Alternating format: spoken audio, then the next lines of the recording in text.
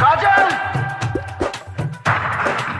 अगर इस चौखट पर बारात आई तो टोली की जगह उनकी अर्थियां उठेगी और सबसे पहले अर्थी उसकी उठेगी जिसके सर पर सहरा होगा।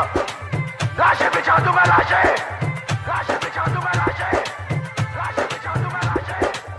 हई रंगा बहाजी कहती है अपना बाप के, दारू पी के आइब बियाह वाला रात के।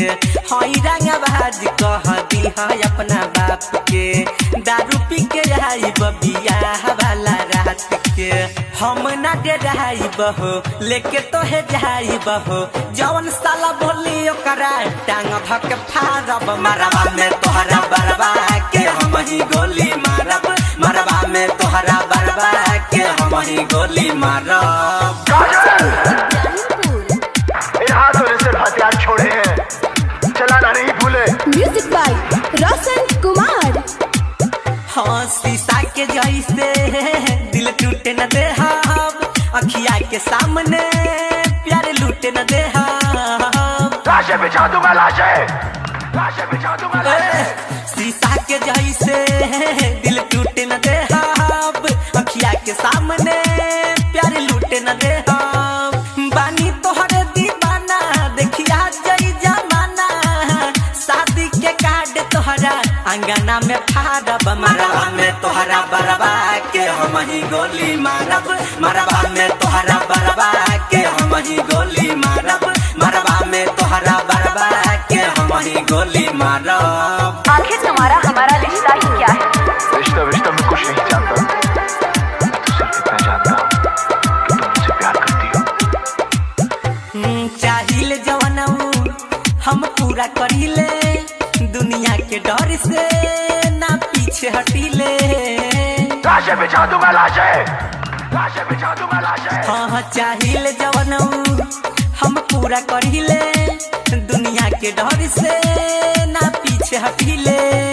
चाहे चली लाठी भाला हम ही डालब जयमाला, भाई तोहर बोली तो ओकरो खचारब। मरबा में साला बरबा के हम ही गोली मारब, मरबा में साला बरबा के हम ही गोली मारब, मरबा में साले बरबा के हम ही गोली मारब। दिखाई मुझे वो खुशियाँ, वो प्यार, ताकि आज तुम मुझसे कह सको कि वो सब झूठ था और सच ये है कि आज तुम किसी और की बनना चाहती हो। गायत्री रिकॉर्डिंग स्टूडियो राजा परसोनी। सुनो दुआरा पर तोहरा बारात जाई, चैलेंज हमारे हो ना लौट के जाई। लाशें बिछा दूंगा, लाशें बिछा दूंगा, लाशें। दुआरा पर तोहरा बारात जाई, चैलेंज हमारे हो ना लौट के जाई।